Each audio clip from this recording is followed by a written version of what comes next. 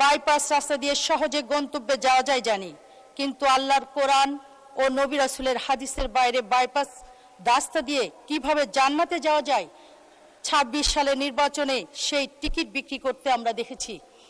বাংলাদেশের ইতিহাসে প্রত্যেকটি বাজেট আলোচনায় এমনকি ফ্যাসিস্ট আমলেও সরকারি বিরোধী দল এবং সুশীল সমাজ থেকে শিক্ষায় বাজেট বাড়ানোর দাবি তোলা হয়, কিন্তু আমাদের আজকের বিরোধী দল সেটা চান না। বিরোধী দলের একজন মাননীয় সংসদ সদস্য প্রশ্ন তুলেছেন, শিক্ষায় বাজেট এত কেন এবং এত টাকা কোথায় কিভাবে খরচ হবে। আমি বিনয়ের সাথে ওনাকে বলবো, আপনাকে বাজেট ডকুমেন্টের একটা ব্যাগ দেওয়া হয়েছে, ব্যাগের ভিতরে বইগুলো মনোযোগ দিয়ে পড়বেন আশা করি, সেখানেই সবকিছু লিপিবদ্ধ করা আছে, কিন্তু ওনারা সেটা চান না। ওনারা সবসময় বাইপাস রাস্তা দিয়ে ওনারা যেতে চান। মাননীয় স্পিকার, ওনারা চান না শিক্ষিত মা, শিক্ষিত জাতি বাইপাস রাস্তা দিয়ে সহজে গন্তব্যে যাওয়া যায় জানি, কিন্তু আল্লাহর কোরআন ও নবী রাসূলের হাদিসের বাইরে বাইপাস রাস্তা দিয়ে কিভাবে জান্নাতে যাওয়া যায় ২৬ সালের নির্বাচনে সেই টিকিট বিক্রি করতে আমরা দেখেছি।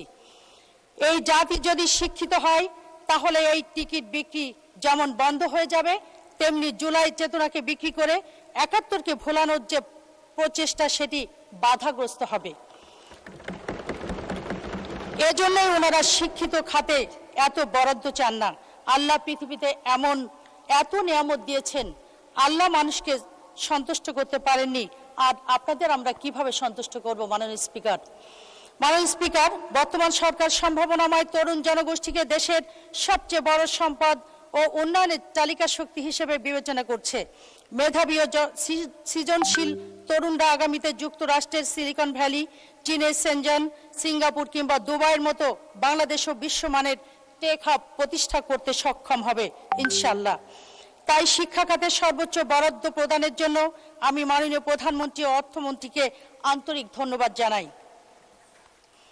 মাননীয় স্পিকার, আমি দক্ষিণবঙ্গের যশোরের সন্তান, আমাকে নিয়মিত সেখানে যাতায়াত করতে হয়।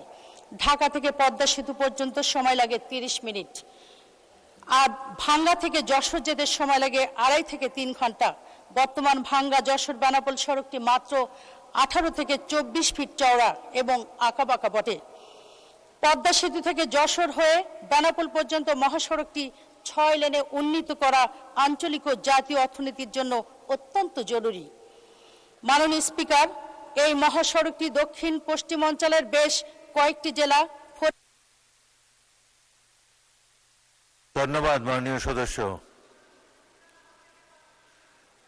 আপনাকে আরো ২ মিনিট সময় দেওয়া হলো, ২ মিনিটে সাম আপ করবেন প্লিজ।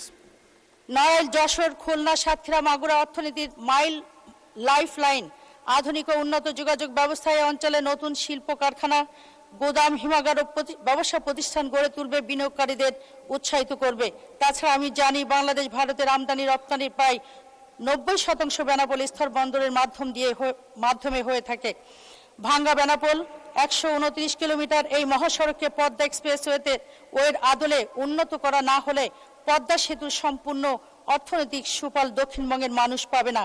এটিকে ৬ লেনে উন্নীত করা হলে দুর্ঘটনা রোধ হবে, যানজট দূর হবে এবং দক্ষিণবঙ্গের সাথে নিরবচ্ছিন্ন দ্রুতগতির যোগাযোগ নিশ্চিত হবে।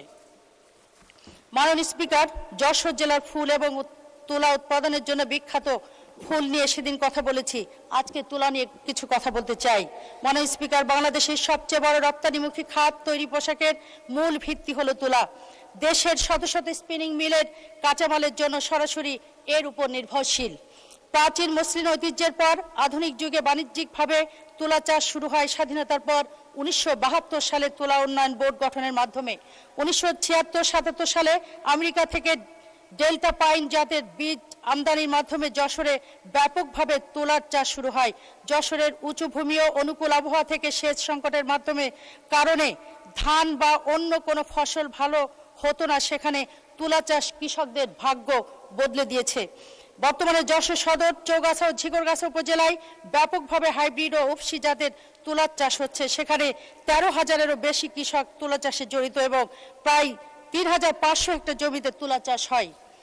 মাননীয় স্পিকার, সম্ভাবনাময় এই খাতটির উন্নয়ন এবং যশোর অঞ্চলের তুলার উৎপাদন ও গুণগত মান বাড়াতে এবং তুলা চাষে কৃষকদের উদ্বুদ্ধ করতে কিছু পদক্ষেপ গ্রহণ করা খুবই প্রয়োজন। কৃষকরা সঠিক সময়ে ভালো বীজ। ধন্যবাদ মাননীয় সদস্য, ধন্যবাদ।